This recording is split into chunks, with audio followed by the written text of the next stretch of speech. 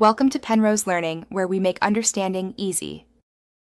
You start by creating a reliable mobile workstation. Install a code editor and a terminal that supports Node.js. Once done, set up Git and add your SSH key so pushes and pulls are seamless. This saves time and avoids manual password entry.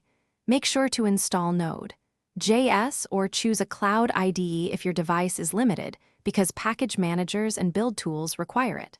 Finally, verify versions with Node V and npm-v, so you know your environment will run project scripts correctly. Now you build and iterate.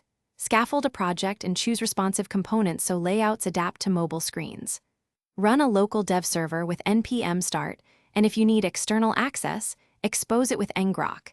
This enables real device testing from other networks.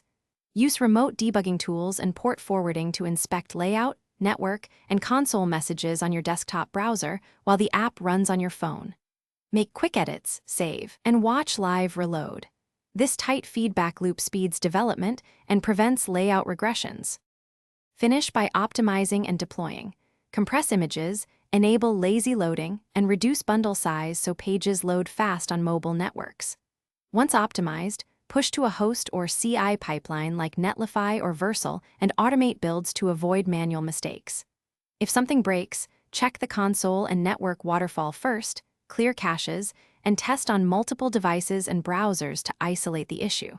If remote debugging fails, reproduce in a minimal build and roll back to the last passing. Commit to pinpoint the regression quickly. Thanks for watching. If this was helpful, leave a like and consider subscribing. See you next time.